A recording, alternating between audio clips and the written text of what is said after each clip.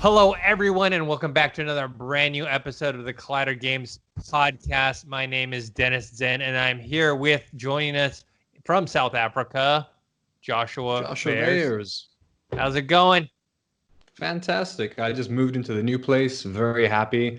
A lot closer to the city, which is a bit more dangerous, to be honest. As of I think yesterday, we're now the fifth. We got the fifth highest rate in the world. So we're coming up behind you guys. And we'll always be number one, USA number one. And also joining us this week is Dorian Parks, also in LA with not in the same place as me, but in the same town. But he's sporting his brand new camera that we put over at his place. The nice studio camera. It's nice. It's real crisp. It makes me a little bit self-conscious because it's so goddamn clear, but we're all good. We're all good over here. Yeah. I can see the reflection of your screen in your sunken. That's what I'm trying to. That's what I've been trying to minimize the window so you can't see it.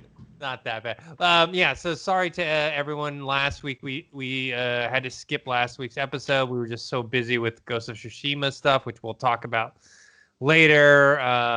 But yeah, just a lot of stuff. So we'll talk about some of the stuff we missed last week and the stuff this week. Okay, let's start off. Well, before we get into the big Xbox showcase news, let's talk about a quick, brief thing that dropped this morning. Oh, excuse me.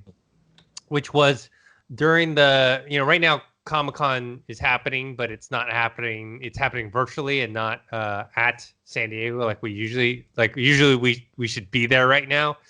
So right now it's happening virtually. Everyone's having panels, doing these things. During IGN's Comic-Con at Home live stream, they showed a teaser video of G4 basically returning. If you guys don't know, G4 TV was a channel that I think originally was like Tech TV, and then changed it to G4. It turned from a tech channel into a video game based channel, and it ran for many years. I remember I was a big fan of Attack of the Show. I watched some X-Play and some other stuff as well. And there's some of our friends were on that show, like Tiffany Smith and Chris Gore and a bunch of other guys on there. And then, that's where Olivia Munn made her kind of where she became well known and transitioned to television and movies. But anyways, this little short teaser kind of shows some Easter eggs from G4 TV's time. And so at the very end, it says, "We never stopped playing," and then 2021. So basically teasing that they're coming back in some form in 2021. Did you guys watch G4 TV at all? And what do you guys think about this kind of return? No, I've watched maybe a handful of episodes and just seen it in passing as I grew up, but not really a dedicated fan at all. But I'm excited about this because I know a few friends that are attached to the project now that are going to be doing the reboot. So definitely going to give it a chance and go back and look at a little bit of their catalog. I thought it was interesting that Olivia Munn posted when they posted the little teaser tweet, she quote tweeted in when she was like, "Hey, what's up? Am I coming back?" She did a little gif of her while she was hosting, so I thought that was interesting. So I'll be excited to see what they can do and return with this video game TV network and see if they can actually make a dent on the current platform TV is facing now with the current pandemic going on. So definitely be interesting. Games are as hype as they ever have been, so a dedicated TV network for it will be awesome. Josh, did you ever watch G4 TV? Never heard of it, Dennis. Oh, wow. Okay, so you know why? When did you move to the States? I moved to the States maybe 2013. Okay, that's why. Yeah. So when I watched it in, I think 2008, 2009 was when I was watching Attack of the Show, not on daily basis, but semi-daily basis. It was basically an hour variety show, but it was, video games was the main focus, and then we talk about video game stuff. But Olivia Munn and Kevin Pereira were the hosts, but they were added some humor. There was interviews, there's sketches, there was a bunch of it wasn't just right now most of the shows you watch is okay, this is video games and just hardcore video games. It was a little different. That's why I kind of think whatever form they come back into, I just don't. whether it's X-Play or Attack of the Show or whatever, that it needs to, I guess, take on a more modern approach to it, because I just don't think an hour, even though I enjoy it, an hour variety show in this climate would really work. And also for it to be online versus on, it was on basically cable television before. So I assume that's the angle they're going to take. I mean, I think just in terms of logistically speaking, we had a show similar. It was a UK show, obviously South Africa being a British colonial country, so we got a lot of British TV. We had a show called The Verge, which has nothing to do with The Verge, the gaming network, The Verge. Okay. But it was its own similar. It was an hour-long, I wouldn't say variety show. It was an hour long, but it was mainly about game trailers, reviews, and interviews, and pretty much just those three specific things. But in terms of making the switch to online, and I think an hour-long variety show would do very good, especially if you have an audience already. In terms of advertisements, you can make a good change of money there. Yeah. So, anyways, that's coming back. Well, in 2021, we'll see what it looks like, who's on there. I mean, I would assume even if Olivia Munn came back, she'd only come back as a guest once in a while. You know what I mean? The people are busy. Productions are shutting down right now. I'm not saying she needs work or anything, but if she has the time, she'll probably do a good chunk of them if nobody's working right now. Especially if that's her passion. Yeah. If ever there was a time, it'd be nice. But yeah, like Jeff Keighley was on the show. Adam Sessler, Allison Hayslip. There's just a lot of people that kind of sprout out from there. What hasn't Jeff Neely done at this point? I feel like he's done everything, like in terms of games, shows, hosting, game awards, everything. It's just like he has his hand on everything. Okay. All right, so let's move on to the main topic. This is something me and Dorian did a video about yesterday, which was the Xbox games showcase. We'll toss to Josh first, but I know me and Dorian were kind of underwhelmed, or Dorian was whelmed. I was underwhelmed. I was whelmed right there. I honestly had very high hopes for this showcase because I just felt like Microsoft needed to do everything they could, and they kind of, to me, didn't hit that goal or didn't even come close to it. Josh, what did you think when you watched this show? Honestly, I think you guys just described the best word for it, which is whelmed. Mm-hmm. I mean, first of all, the layout of the show, I actually preferred the layout of the show compared to the Sony experience in terms of how they kept the content flowing and the in between. It was very similar, but I just liked it was faster paced. I think it was a lot faster paced. So I did enjoy that. In terms of the content, like I said, whelmed. Halo Infinite I'm not gonna lie, Halo Infinite looks great. It looks like the first Halo that I would want to play since Halo 3. I mean, I don't have an Xbox, might get one, so we'll see. But it does look like a lot of fun. It's a bit slower paced than I was expecting, but it still looks fun. You know what I mean? It's looking great. The little bit of story that they showed us looks interesting. Everwild looks quite interesting as well. That's something that caught my eye. A lot of character.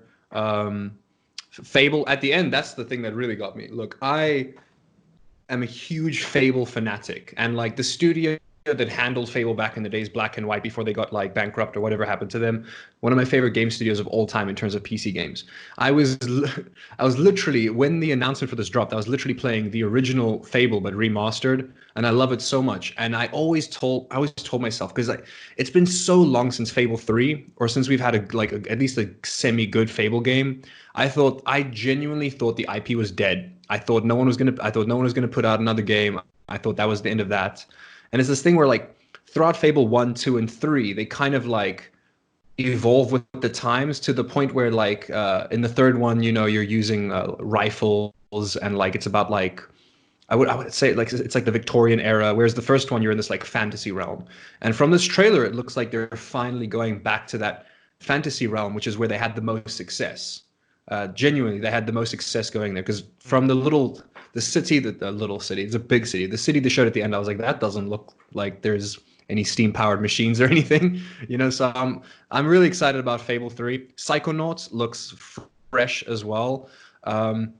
Is that going to be an exclusive? If so I'm a little sad It because is that's because it's a Double little sad. Fine.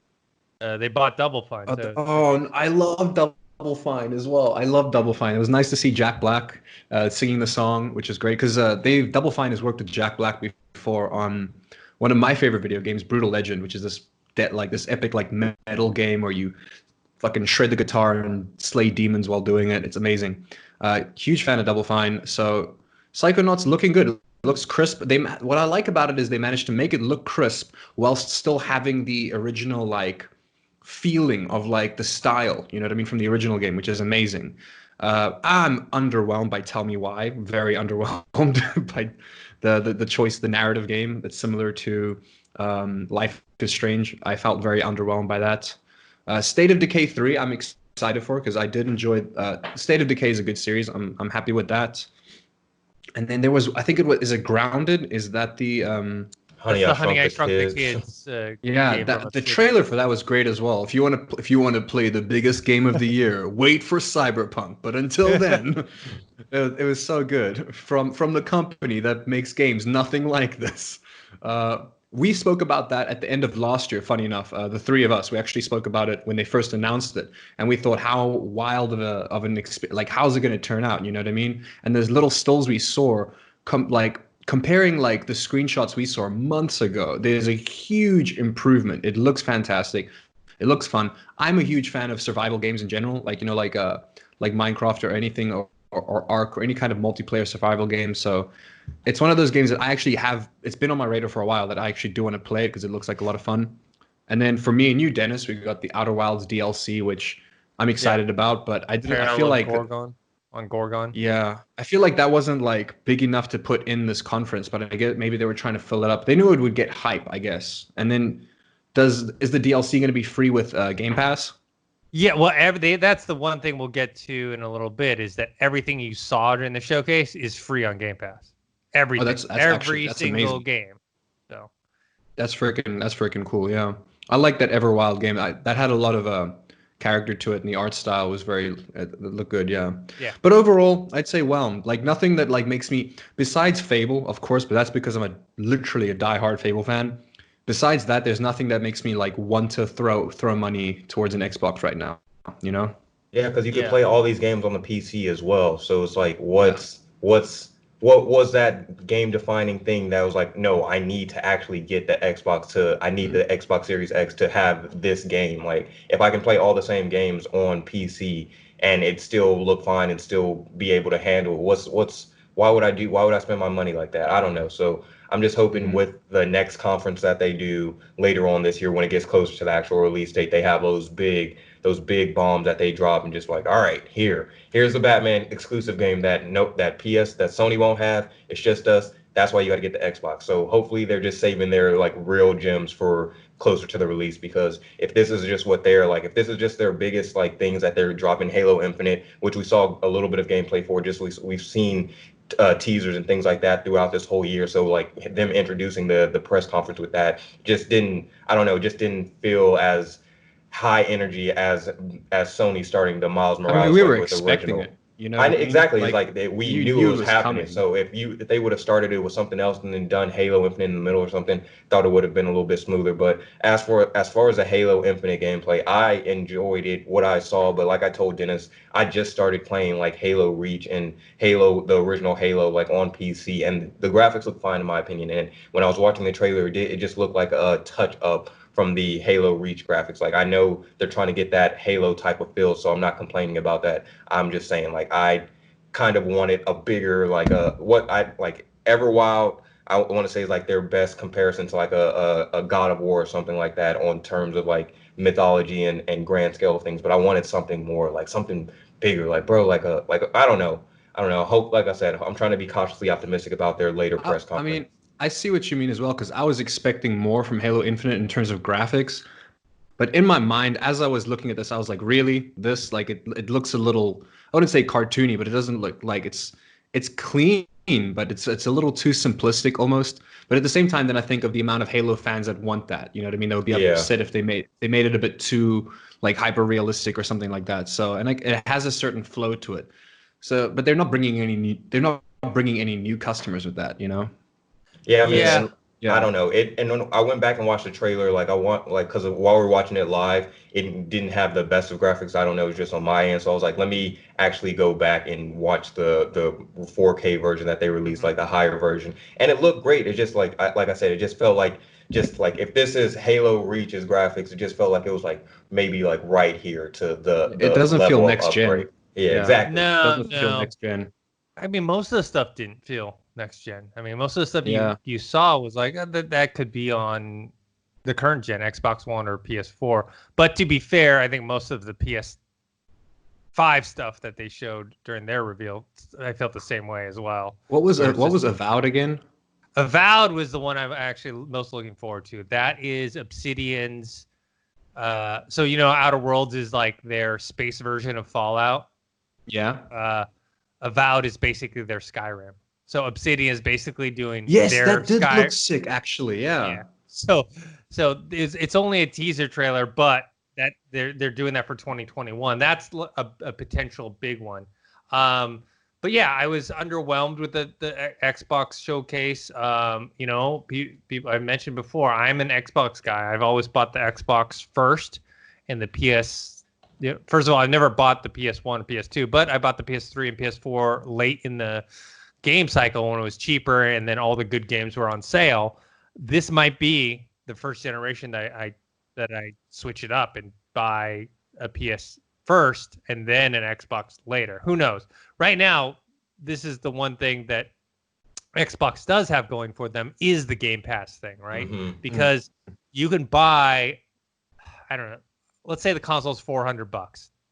Just to say, you buy the console for $400 and then you pay the whatever 10 or $15 per month on for Game Pass, and then just play all the games. You know what I mean? So $15 a month is worth it to play those games because you're not spending $60 every time you play, right? I mean, yeah, can I play did that through- with Gears of War. Yeah. I think I paid $1 for 3 months and literally finished it in like a week. It was great. Yeah. So that's where I see the value proposition for Xbox, but not in the AAA exclusive games that they have, And didn't they buy a AAA like didn't they buy like a team? Didn't they get the people, the God of War team and stuff like that Yeah. Well, so yes, they did, to build another studio, which I don't think any of the games on this are from that studio. So I don't know. maybe that's what the next press conference is. Maybe they drop something. I'm trying to be cautious, man, because I'm Team Xbox now. I've been Team Xbox for a year, and I can't go back to being Team Sony just flip flopping like that. So I need Xbox to step it up because it's not looking too good. And I think that the biggest indicator is especially if you're on social media after the press conference.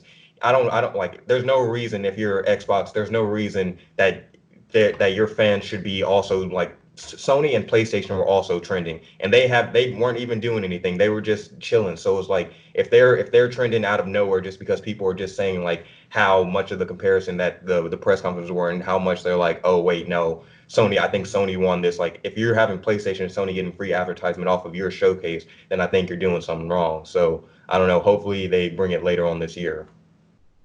Yeah. So we'll see. I'm like I said, I'm not set yet. I haven't made a decision yet. I'll probably decide closer to launch because I think but as of right now, PlayStation is in the lead for what system I will be purchasing next. But like I said in that video that we did, to be honest, neither one are really like telling me you got to go buy. You know what I mean? Neither system are like really pushing me to buy, at least at this moment, right? I know later on we're gonna get Ghost of Tsushima 2, and we're gonna get Uncharted 5 or whatever. Like we'll get all these games, right? That will make us want to buy the systems that are exclusive. But right now, only one I can think of is Spider-Man Miles Morales. That's it. But with you just hit the nail on the head. Like if I had to pick one right now, or as we get closer, like just knowing what the exclusives that Sony has already put out in the past, like they're giving us Ghost of Tsushima as their last like PS4 console like title, like them going out with that as like I know like I'm going to expect greatness from their games going forward with the PS5, like with Xbox Series One X, like they haven't shown me any story-driven characters that I could like root for, any big titles like that I know that I will expect to love once I go into it. Versus like with Ghost of Tsushima, they're marketing it as like like they've been marketing Jin Sakai the whole time, like as a main character, as a main protagonist, somebody you can root for. It's like there's no equivalent to that I've seen on Xboxes this past year or coming up. So they just need to rev it up with this some more story-driven content with bigger, better characters. I don't know. I'm sorry. I feel like I'm just going off on Xbox now. I love Yeah, I y'all. mean, I the love thing Xbox. is it's smart for Sony to release these two exclusive big titles at the end of the generation cycle for two reasons. One, you're going to optimize your sales because that's when you have the most installed base, right? Is at the end of the generation, the cycle of your generation console. And then second, it makes people have that impression as they leave this generation, the PS4, like, oh, Last of Us Part 2, Ghost of Tsushima. Well, I want to play whatever, whether they're sequels to these games or the same studios doing new IP on the next generation. So that's ingrained in your mind. Like, I just had great experiences with these, so I'm going to go to the console that's going to have this the follow-up to this, right? What is Xbox's going away AAA title? Like, name it. You can't name it. You know. And speaking of Ghost of Tsushima, it has become the PS4's fastest selling first party original IP after selling 2.4 million units globally in the first 3 days. So that's ridiculous. Yeah. Like this is their like last going out for the PS4, and this is a new exclusive for them, and it's become one of the fastest selling. And just before that, The Last of Us 2 was like the most selling exclusive PS4 game to date. So it's like they're knocking it out of the park consistently with their exclusive games. And then like you just said, coming back to Xbox, what's our I can't remember the last Xbox game I played. I'm trying to think of like, because I've been playing more on the PC now anyway, but just in general, like I mean Halo, I guess, is the last Xbox game I played, but new Xbox game. So I'm just trying to think of like. And you also have to think exclusive too. What's exclusive to the Xbox? You know. I think, the last exclusive I played was Gears. Yeah, that's what I was about to say. Yeah. Yeah. So there's nothing that they're ending this generation with that leaves a good impression in your mind. Now, to this other topic, which also can determine is. Hold on, before we move ahead real quick. I just want to point out again, just for a second here, you guys have seen Life is Strange, right? Oh, you guys have at least seen trailers of it or maybe played it possibly. The reason why I'm so disappointed with Tell Me Why is because it has a lot of promise in terms of story, but it looks exactly the same as Life is Strange, which came out, 4 or 5 years ago? Graphically look exactly the same. You know what I mean? There's no it's like next generation. Yeah, it looks old, like really old. And they announced this a year ago. It doesn't look like they've done much, which is a bit disappointing, you know? Yeah, I think with that type of game, with the lower budget, it's not really about graphics. So I just feel like they're like, let's just focus on the story or whatnot. But you know what I was going to talk about is the thing that's missing from both of these conferences or these showcases is launch date and price. And I mentioned before in the other video with Dorian was launch date is not really that big a deal, right? November, October, whatever, December. You're going to buy what you're going to buy. You're going to wait for whichever console you decide to buy. Being a month early doesn't really matter. Price, on the other hand, is a determining factor because let's say for some reason Sony comes out with their console price and it's $600 and then Xbox is $400. You know, you're going to be like, oh, crap, now I gotta rethink. Halo Infinite's looking great now. No, bro. That's the thing I was worried about is like even if at this point until we see more stuff, like let's say if the PlayStation was $499 or something or $399 and the Xbox was $299. Right now I'm putting out the extra $100 just cause like I'm like, all right, I'm getting a PlayStation. Like I might just not buy but I just might not buy anything at all. You know what I mean? Like I might be like, well, I'm leaning towards the PlayStation, but it's like $200 more than the Xbox. I'll just wait until the price goes down and there's more exclusive games coming up for it, you know? I feel that maybe like I feel like it will be because isn't Xbox having their like a discless version anyway for Yeah. the Well, they're Series One both X? going to. They're Yeah, both they're going Okay. to both doing because they digital. need to lower Yeah. the price. I think they're both going to go diskless, and I think they're going to try and hit that $3.99 price for the diskless version. I probably will buy the disc version just because I still have discs from my older stuff, and then also, being able to play Blu-rays and whatever the new 4K Blu-rays, that type of stuff. I want to be able to do so. I'm interested in that, but yeah, the price, they're both kind of, they won't blink on it. They're waiting for who's gonna, they're playing chicken on that. Who's gonna go first because they need to figure out how to. They're gonna wait till the last minute, man. I'm telling you, like a Well, month but they before the need to do time. pre-orders. That's the thing. If they want to Oh sell right, stuff, yeah. they need to do pre-orders. But yeah. So, one more thing on this subject is with Halo. One thing that's interesting about it, I mean, obviously we saw the grappling hook in that gameplay, Yeah. which is so you're kind of swinging around like Spider-Man. And two, I didn't realize this until later, is that I wouldn't call it an open world game, but they've added open world elements to it where now there's the map and there's different locations you can go to accomplish X, Y, Z in what I order noticed that that they you have do it it. like broken up into chunks if you look at the map. Yeah. Instead of regular Halo, which you just go straight forward. Like even though it's not a straightforward map, where you go is pretty obvious. Yeah, Alana Pierce from the Funhouse team, she got a hands-on not a hands-on demo, but like an hour behind the scenes with the executives and things like that. And she said even though it's really new, she likened it to the story breakdown of Ghost of Tsushima. Like there's the main quest that you can do, and then there's the side optional things that if you want to keep doing them, you can. So that's what she kind of likened it to with this new Halo Infinite, which it sounds pretty interesting. So I'm definitely going to give it a chance. And now that I'm Team Halo, I'm only like a couple weeks in, like been playing the co-op, doing the online with Nick and Mac, Co-op is Madden. so fun. Yeah, it is ridiculously fun. So if they can capture that same feel, because they told me just to do the first 3 Halos and Reach, and then just cut it off from there and not play 4 or 5, and then jump into Halo Infinite. So that's the plan right now. The problem with that is, okay, Bungie did Halo 1, 2, 3, and Reach, and 343 did 4 and 5. 343 is doing Halo Infinite. So 4 and 5 will give you a better idea of the developer behind it.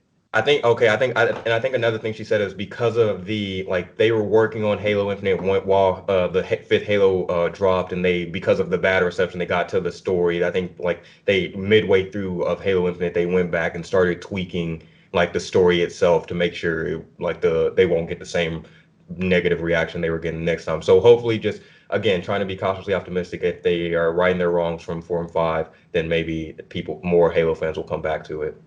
There's also ODST, which is Reach and ODST are the two that don't have Master Chief in them. Yeah, I didn't enjoy ODST personally. I did, but it's a different beast. It's very different. Yeah, because you don't have the armor. You're much underpowered, so they kind of had to, take down a lot of this stuff. I just hope they bring back Griffball.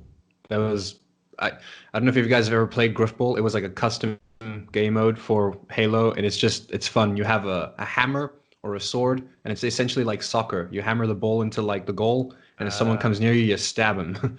It's a really fun game.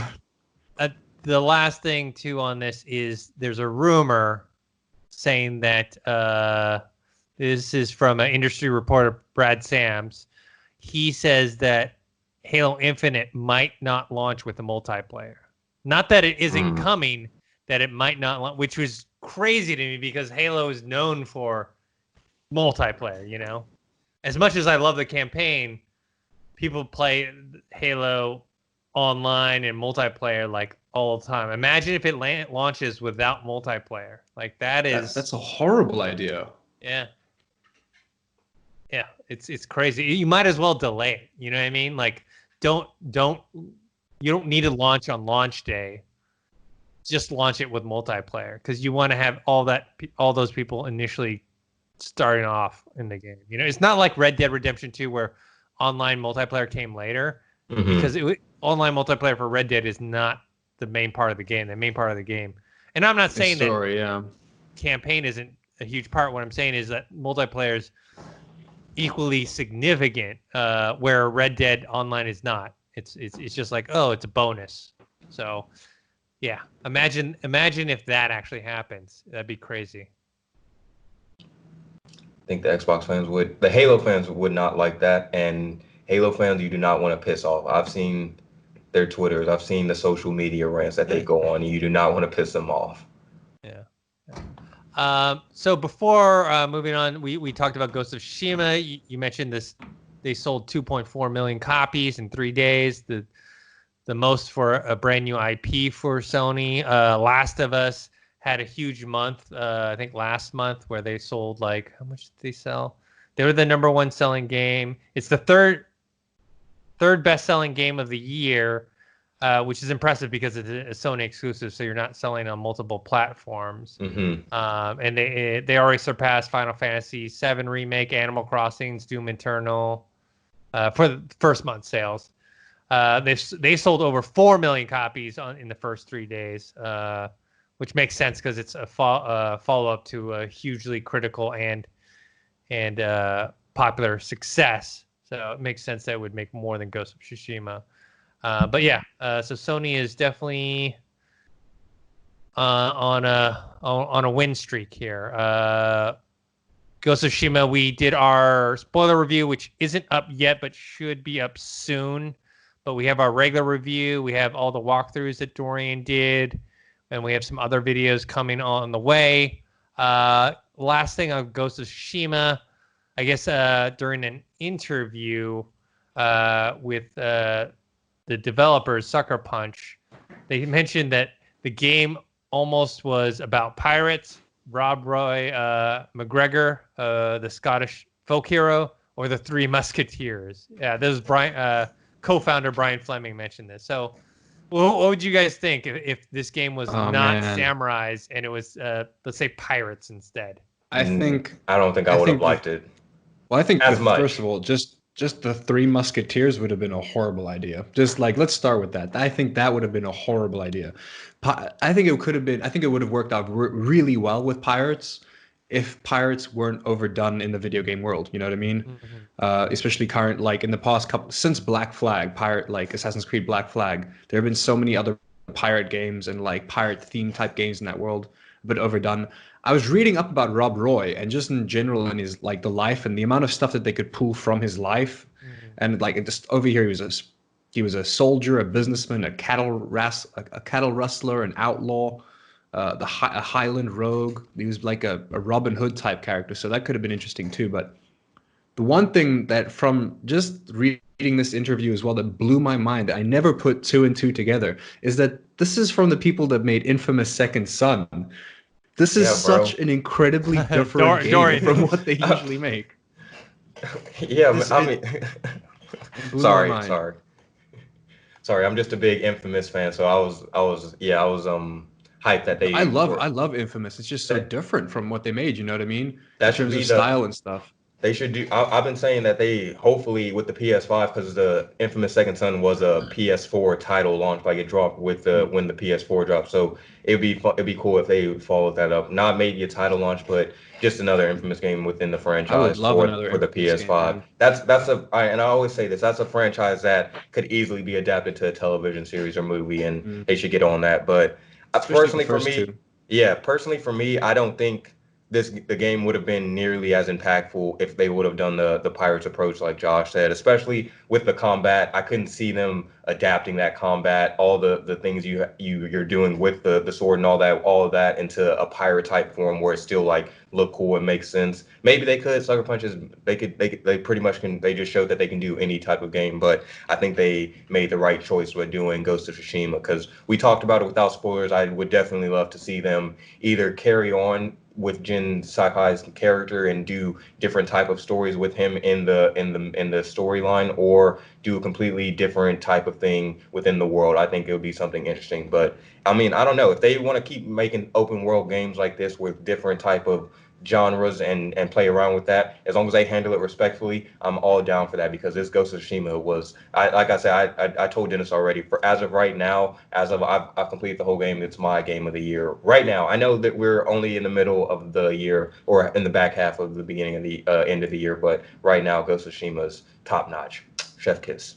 Yeah, I can't believe for me, Go it's only more than halfway of the year, and I already have 3 games that would be probably considered game of the year last year. Though I think my game of the year last year, Control, is pretty up there. But yeah, Half-Life Alyx, Last of Us Part 2, and Ghost of Tsushima.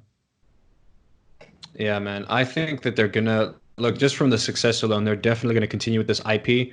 I still haven't played the game yet personally. I'm waiting to get paid so I can hop on this. I can't wait to play this. Every single screen. I have a lot of friends who are just on social media, just in the photo mode, just sending photos, and they look I can beautiful, send you a ton. man. Like they just look so. It looks so sick. Stay away from spoilers, please. Oh, well, luckily they're just screenshots, you know what I mean? Like, it just like beautiful things. There's nothing else in that. But what I think they might find success in is telling, like you said, telling like another story, similar era. I'd say a little bit further on in the feudal era, like around like Nobunaga. I would love to see them do a story with Oda Nobunaga. That would be very, very interesting. That's a bit more like further on in the feudal era, but yeah, like keep it set around this this era. It'll be so sick, you know what I mean? And keep it in Japanese centralized. I even thought to myself, if they really wanted to, they could do China. You know what I mean? They could around the same time era, they could do China as well if they wanted to. But it just wouldn't have that same. They would call it something. They would call it something else. You know. Exactly. Yeah. Well, because this whole game was about it's about Tsushima. It's about you guys will know. It's about the Mongol invasion. I would say you guys would know more than anything else. Yeah. So, yeah, it's. I wonder if they could do it. If they do choose to do like another dynasty or anything like that, they would have to change the name for sure. Yeah. But I'd love to see more. And I'd look forward to look forward to any other either time eras or different locations or whatever they do. But I think they'll probably stick with ancient Japan for a while before moving. Oh, for sure. That would be smart. Else. Yeah. Are there any real quick? My question to you guys who have played this game: are there any because I love Japanese mythology as well. Are there any moments of you know how in the past couple Assassin's Creed games they've taken a couple liberties by throwing in real life mythological situations in there? Is there any do you bump into any type of Japanese mythological stuff, or are they keeping it very pure reality? It's pretty pure reality, but there's some quests that you do that are have a little supernatural elements to them. Yeah, with, the ghosts but there's no they don't really go into any type of super deep lore or anything like that. They kind of create... I would love to see that if they go into Onis, yokai, and things like that. No, they don't go into that, but they create their own kind of lore that you kind of I think the besides the mythic tales, without spoiling anything, the only thing that seems like mythic or outside of reality is the guiding wind. Is basically you're supposed to be your father's spirit guiding you at. That's sick though. It's not a spoiler or anything, but it's if you get lost, or if when you're doing a map or something and you put you pinpoint a destination and it tells you 1.4 kilometers and you're oh wait, which way do I go? You have to press the wind and it'll be your it's like a compass. It's just an easier way to get around. Oh yeah, I saw that. They spoke a lot about that. I just didn't know that it was your father's spirit. That makes it my so bad. much That cool. might have been a spoiler. Sorry. Well, it makes me think of The Lion King, with Mufasa. He's talking in the clouds, getting guided, One of the things I liked about this interview that actually really caught my eye is the creative process behind making a game like this. Way in the beginning, the whole reason we know that they were considering these other options is because at the end of the day, Sucker Punch wanted to do an open world melee combat game. That is what we're craving. That is what we want to make right now. We're not too sure what we want to make. We just know we want something open world and we want something melee, melee combat based. Probably because they've been dealing with superpowers for so long. You know what I mean? So I thought that was quite cool. How they just start with this idea. You know what I mean? They didn't start with the idea of Ghost of Tsushima. You know what I mean? They just said melee combat, open world. Let's play around with it. Well, that's the best part of the whole game. I mean, the story is solid, but I wouldn't say the story is like amazing or anything like that. It's like solid with good characters and whatnot, but it's all about the combat in that game. It's all like, wait, did you put? I talked about this in our spoilers review, but Josh, did you play Fallen Order? Jedi Fallen Order? Yes, I loved it. I complained that it was too easy. So and you guys said I was ridiculous for that. It's the combat is a more advanced version of that. Okay. Like the techniques are more advanced. There's more things you can do. Would you say it's Souls inspired? I haven't played Souls. In terms of like a lot of parrying, a lot of like dodge rolling, or if you will. It's all about parry and timing, yeah. Yep. So from what I've heard and what I've played, it's probably in terms of difficulty between Jedi and whatchamacallit, Souls. I gotta say though, this shit, some of the duels, like Josh, when you play, there's like duels, one-on-one duels where you're fighting like a boss or something like that. Those are hard as hell. Like, I don't know. Sick, yeah. And then the game throws subtle jabs at you. It's like if you get killed too many times, they're like, "Hey, do you want to lower your difficulty? You're getting your ass kicked like right now. Like you can change it on easy. It's all right." And then they're like, "You can always go back to you can always change it back later. Don't worry." But yeah, some of those, I think those are the hardest combats are the duels. But besides that, like the gameplay itself, I think that's what put us over top. Because Dennis says that the story is like just all right to him. But for me, it's good. It's good. I think it's amazing, especially once you complete everything, and then once you can add on the side quests and all that. Like once you can 100% complete the game, which I'm like almost there. Like once you do all that, I feel like it's so good, and then the gameplay just elevates it to another level. Like I think this is in terms of combat, this is my favorite like gameplay I played this year. Did you play Sekiro? Sekiro, nah. I was just saying, like, if someone was telling me that it's on like that's a good comparative in terms of difficulty to compare it to. I can't imagine this being as hard as that because people complained about how hard that was. I wouldn't say this is extremely difficult. It's definitely challenging, but you know, you can do it. You can do it. It's not, especially if you upgrade your stuff. Just you've spent time upgrading your character properly. Yeah. I upgraded. We talked about in the spoiler. It's not a spoiler or anything, but I upgraded my the standoff to all the way. That is a game changer. I told you, man, because you can get I can't what it helps you with, but yeah. We have some tips for you, Josh. Once you get it, let us know. We'll tell you. Yeah. They're not non-spoiler. Should be getting it next week. Yeah. All right. This is one thing that we missed last week, which is Ubisoft had their Forward event. But before we get into that, they announced that they're going to do a second one in September. So it seems like a lot of these companies are going to do second versions of these showcases closer to the next generation launch because. One, it's quarantine time, so you're not getting as much attention as you would normally. And two, without like E3 or anything like that, it's like, well, you don't have to. Hopefully, I'm crossing my fingers because I am, team Xbox for now. Microsoft was like, you know what? We have all this good stuff, but we got to hold some of it back because we don't have to let it all out now because it's too early, and that they're gonna do it later. So that's my hope. So we'll see. I hope they do something like I don't know if we spoke about it last time, but Devolver Digital, which is also one of my favorite studios, they literally just made they released like a demo game thing where you can walk around and see all the demos for their games, and like they actually made like a virtual space. It was very interesting and it was very successful. So I'm wondering if any other studios will do that or any bigger studios, you know what I mean? Because I mean, Devolver Digital is a fairly big studio, but not nearly as big as like Bethesda or with its bad off the top name drop there, but you know what I mean. Like I thought that was very interesting. They showed off a lot of Shadow Warrior 3 and a lot of other games coming out, and it was like a little digital space you could walk around. It was like going to a convention on your computer. It was awesome. So I hope I hope a lot more people do something like that because that was so interesting.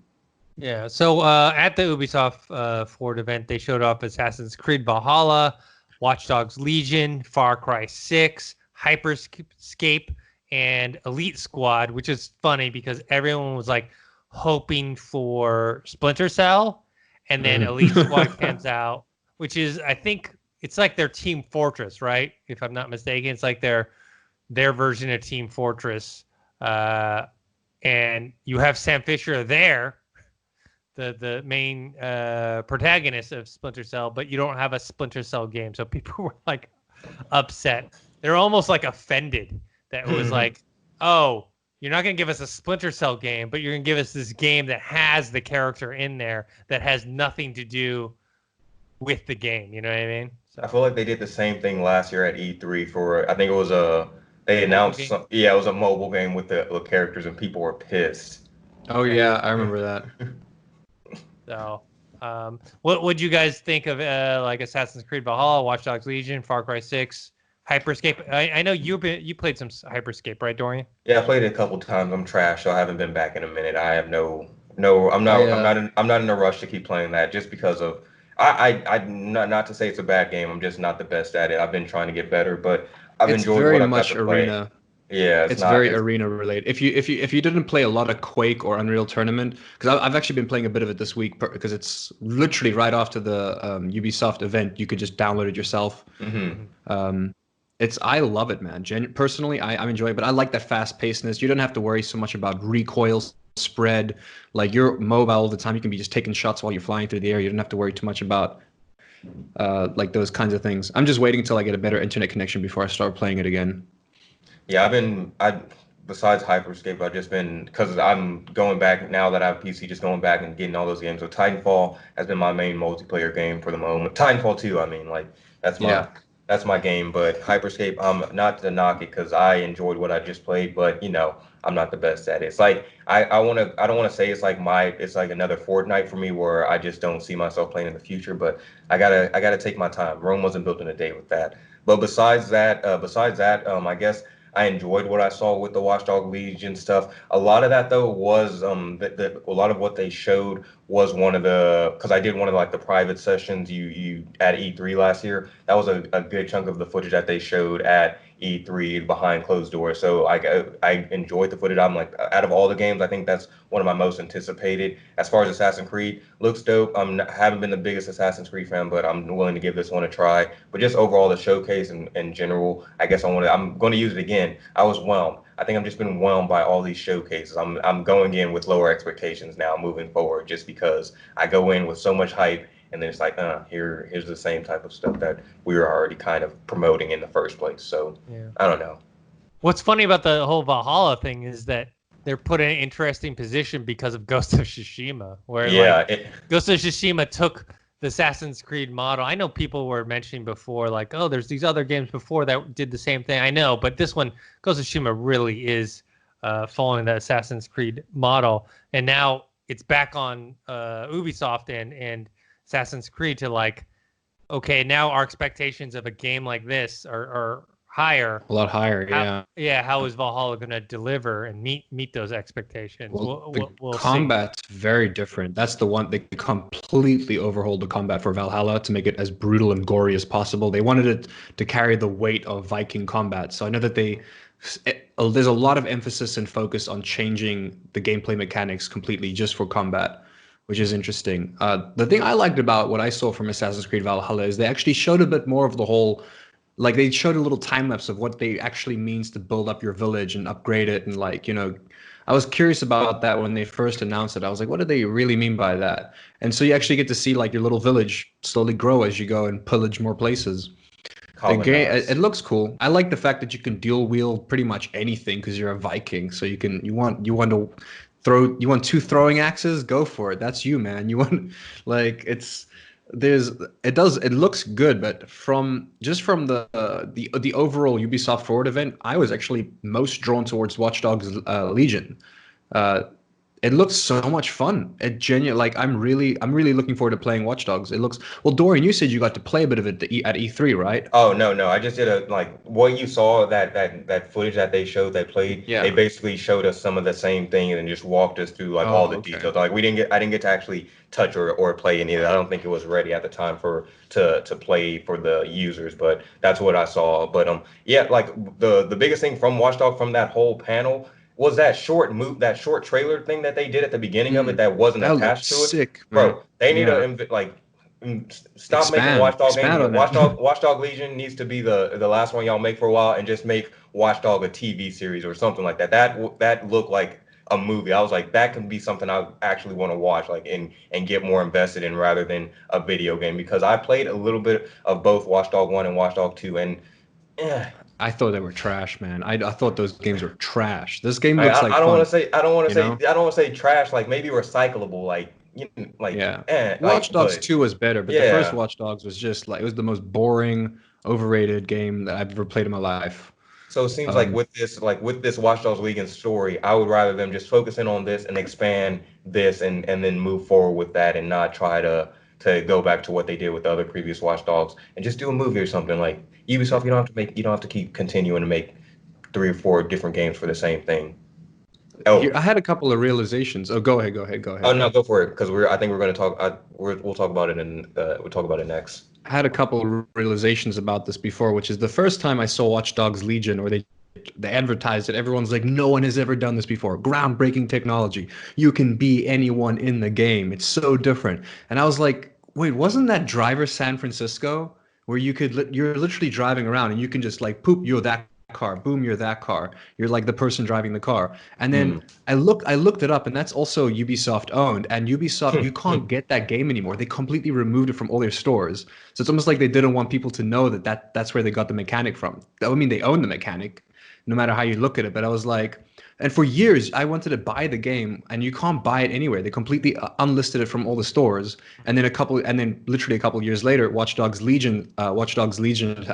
Whoa, well, I don't know. I'm slurring on that, but anyways, that dropped, and I was like, that makes sense. Now I know why you couldn't get Driver San Francisco, because obviously, like, it must be some kind of proprietary license to the mechanic or something that they're using. There's got to be some kind of legality around that as to why you can't, like, even now you still can't get it unless you're buying the actual disc off eBay or something. You can't play the game. It's like with Um, Apple when they got a new product coming out, they make all the old ones. They take all the old ones away, so you can't use it yeah. anymore. All right, moving on from that. This one is personally just for me. A UFC 4 was announced.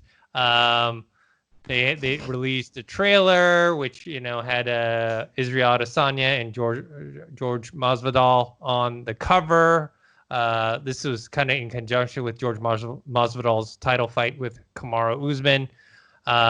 Looks cool. I'll be getting it just because I'm a big UFC MMA fan. They said they revamped the whole grappling part of it, because I think a lot of people, like including myself, were found it to be a lot more complicated than it should be, and so they're revamping it so that it's easier for people to use. But I think they are going to keep the old one as like an option. That'd be good. Yeah, so if you're a more seasoned expert player, you can keep using the old one, but for people who suck at the submissions like me, then I can use whatever the new, hopefully easier to use one is. They also added like backyard fighting to it, so you have Kimbo Slice and George Masvidal, who are former street fighter / backyard fighters. So you have that mode as well. So I'm excited for that one. Though I still don't know all these sports games, whether Madden, NBA, UFC. What's the Ultimate Team thing gonna look like? No, the $60 every year. Where you're paying $60 for. This looks like UFC 3 to me. Graphic wise, even it doesn't look that much different. I'm not saying they're not putting in time and effort into it. I'm just saying that they already have the foundation there, that, like, I don't know. I feel like it should be like a $40 game. You know what I mean? Mhm. or at Or least give Considering how much money you drop on the game if you actually like take it seriously, I hope they didn't change too, because I really loved UFC 3. I was not a fan of the first UFC. I thought it was too difficult. UFC 2, they made it a bit more accessible. UFC 3 was the one that I played the most. I mean, and I'm glad I eventually learned how to use the submissions properly, and I now enjoy it. But it took so much hating the submissions, Yeah. and just like the only reason I learned how to do it was because I needed to beat Jack. So just in the back of my head, I was like, I gotta win. So I had that like pushing me to learn it. But for the most part, like almost 80% of the time I was playing it with a friend, we would just do we would because you can choose to not to just be I forgot what the mode is. It's like fist and kicking. It's punching There's and stand kicking and only. bang. Stand and bang. Yeah, stand and bang. That's it. Stand and bang. Yeah. So I would just do stand and bang the whole time.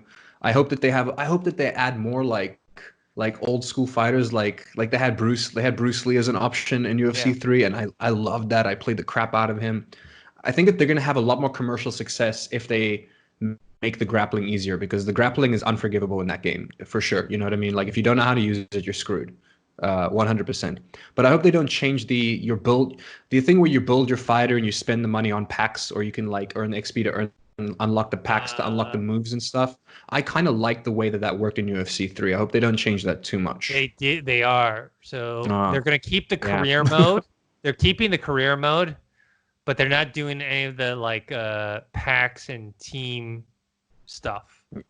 Yeah. I hope they do. I hope they emphasize more on, because part of UFC 3 about your fights that you were doing in your career mode was you had to build hype and get a big social media following. They still have I enjoyed that. I actually really enjoyed that. Like trying to you got to like tweet out, and yeah. I hope that they do it. Yeah. I hope they keep that. That was some cool stuff. So I want to see more of that. Yeah. I don't know about the old school fighters, but they are doing, strangely enough, boxers.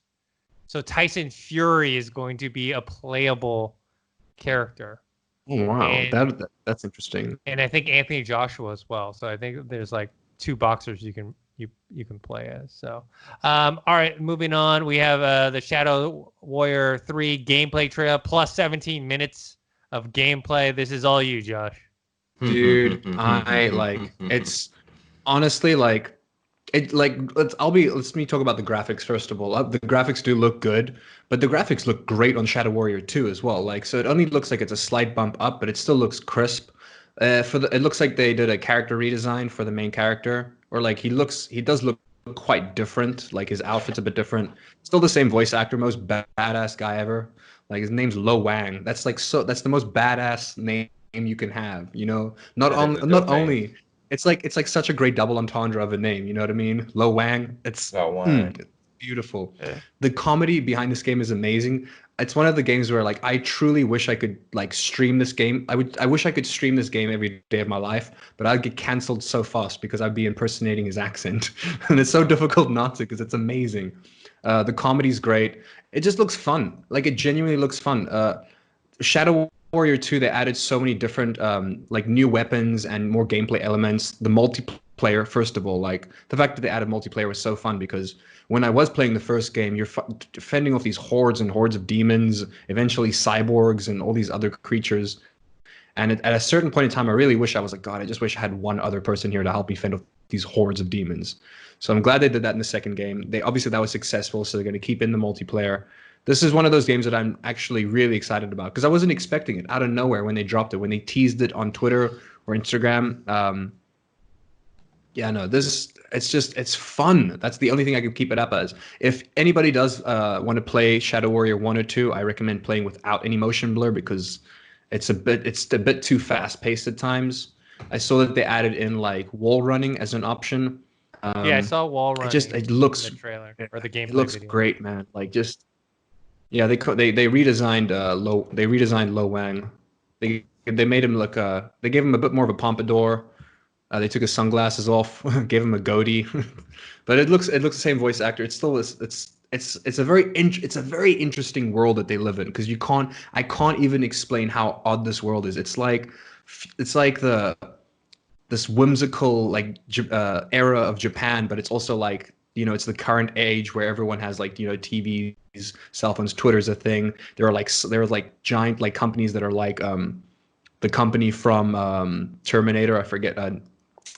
Skynet, there's like Skynet essentially, and there's a whole, so it's a whole mix of things. You know what I mean? You're dealing with demons, you're dealing with cyborgs, you're dealing with now like like the gameplay trailer that they showed off now. You're dealing with weird creatures that I've never seen before. It looks like a whole new race of things they added in.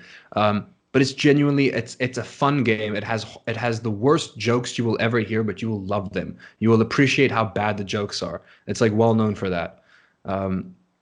It's well worth it. I think the games are still $10 each right now on Steam if you're looking to play it. Highly recommend it. It's on console as well. It's on console as well, 1 and 2. Yeah, I'm stoked for this game, man. Cool. So let's see. Last thing up here that I have is this is just an aside. Prince of Persia: Dagger of Time. They have a VR game coming. It's like an escape room style, which is interesting because obviously, if you try to play like they made Prince of Persia like the regular game you've played before in VR, you would get sick from jumping all 100%, around. Yeah. So they've made it into an escape room style. So which is very popular in VR. It's actually one of my puzzle / escape rooms with storylines to me are the funnest type of VR games. Is there any influence in terms of because I haven't watched this yet, but I see just the word, the Dagger of Time, and one of my the Sands of Time, that first Prince of Persia, one of my favorite games. I love the whole going back in time to like redo things differently. Like the whole way you play with time is very fun. Is there any like time play in the game that we know of? Not that I know of yet. Because that would be a game changer for the escape room. You know what I mean? Like being able to mess around with time as well. Okay, I'm looking at this more, and this is interesting. So this version of it, this escape room is an actual physical escape room that uses a VR set, and it's not for home. It's not for personal headsets, but physical escape rooms incorporate VR puzzles and presentation. Only playable in one of the 300 locations Ubi has them set up. That's interesting. Like why spend the time and money and limit yourself to 300 locations that people? I mean, unless it's like I've played The Void before, and like when you play those, you're like, okay, I understand why you're doing that because it's like an actual physical space, and I don't know. This one, I'm not quite sure why you would do this in a physical space. So that's interesting. Especially during a pandemic. Yeah. Well. Yeah. Yeah. So. Something I think we missed because of it was last week as well, just to wrap it up also, is that the Uncharted movie is in production finally. Tom Holland has started shooting. And I'm excited that it will hopefully not be bad, but it's leaning towards it's going to be bad just because Mark Wahlberg should not be Sully. Like, I don't get it. That like he was supposed to play Nathan Drake, and then he just got too old for the role, and so they grandfathered him into the role of Sully. Like, that's not how you do casting. Like, if you originally casted him as Nathan Drake, you either keep him as Nathan Drake or you just be like, I'm sorry, Wahlberg, you gotta go. Like, you gotta go. You have other projects you can do. This is in production. Go somewhere else, and then cast, like, if you want to be funny about it, cast Nolan North as Sully. Like, he can't play Nathan Drake, but he can play Sully. That would be funny. Like, have him be the live action Sully to his counterpart. Like, come on. That's all I had to say about that. But yeah, that's in production finally. Yeah, it's weird. I never saw him as either Sully or Nathan Drake. Yeah, me neither. And the director of Venom is doing it, by the way. So, however you feel about Venom. Going back real quick, guys, the Halo Infinite multiplayer thing, that was false news. It will have multiplayer. Oh, it's not that it's not multiplayer. They just spoke out now. Launch. Oh, did they? Okay. They just spoke out now. Yeah, they said following the rumors of Halo Infinite's multiplayer would not be ready at launch. Okay. The industry spoke up and said that is not true. Nice. So I mean, it'd be crazy. It would. That would be the weirdest thing ever. Okay, that's good to know. So hopefully, if you listen to this all the way, it says that they shot down the rumor. So I'd love to hear you guys' opinion about this. Brie Larson asks Nintendo to cast her as Samus in a Metroid movie. I mean, I'm down. She's a good actress. Yeah. I just want to see a Metroid movie, man. Like whatever, like She's a anything to make it nerd. happen, you know? You can tell she plays video games. She loves all that stuff. So if she wants to do it, she has the time, go for it. I say she can do it. And then Uh, one last thing, just real quick, Sonic the Hedgehog 2 release date is Yep. April 8th, 2022. Makes sense. First one was that we just came out this year was a success. Also, probably would have been more of a success if the pandemic didn't happen because it kind of cut off a little of its steam towards the end of it. End. But yeah, I watched it. I enjoyed it. I know Dorian's a fan of it. Yeah. So makes sense. And My boy 2022 Tails. is not. Yeah, it's it's far enough away where hopefully the pandemic will be over. We'll have a vaccine by then, and things will be back to normal. And we can go to movie theaters and all that good stuff. So 2022 is not an unrealistic. They only need that movie. Probably can be shot in 6 months. It's all post. You know what I mean? That movie's all. They've made all the fixes they needed to make after the backlash. They had to make all the fixes. So if they can do that in the short time that they had with a little bit of a delay, I'm sure they can do wonders now with 2 years under their belt. And now that they know what fans like. Exactly. Dennis, what did you think, by the way, of the new Phantasy Star Online 2 game, the new Genesis? I have not played it yet, and I saw that it was announced. They announced the new. It seems like just Genesis, a new whatever. Yeah, a new part to it. So it almost looks like a completely different game, you know? Like an expansion or something like that, but it's exclusive for Game Pass. I don't know. I mean, I'm a big fan of Phantasy Star 1, Online 1. I want to play the second one. What's interesting to me is the trailer that they showed in the showcase was so Japanese. Right? Like it had I thought the it was Japanese Xenoblade music, and it had the titles instead of voices.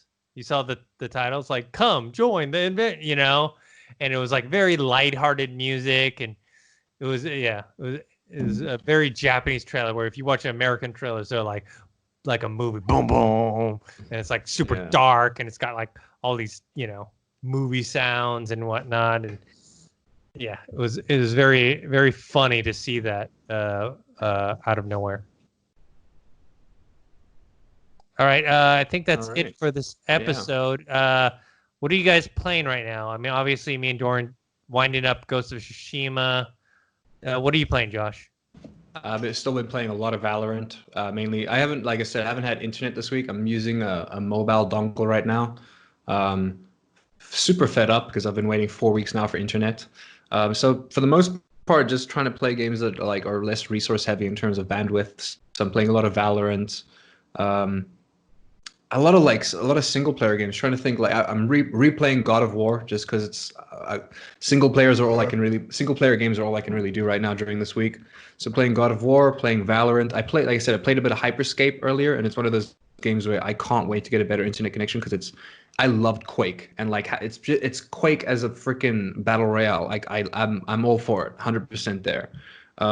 Which we didn't talk about the story trailer for that, but it's not because I don't know why they listed it as a story trailer because I don't think it's gonna have a story. Maybe they'll expand on that whole world because it's supposed to be this. It's like Ready Player One where it's not totally real. Ready Player One. It's literally it's like you're in this realm. So maybe they'll have other versions because in the story trailer they're like hacks, and everyone's like we can't wait to see them like expand on the hacks, but the hacks are already in the game. It's part. We lost him. All right.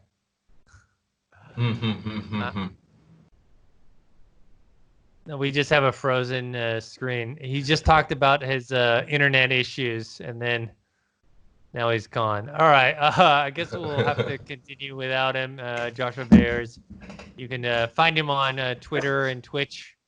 I think it's like Toki Josh on Twitter and Twitch.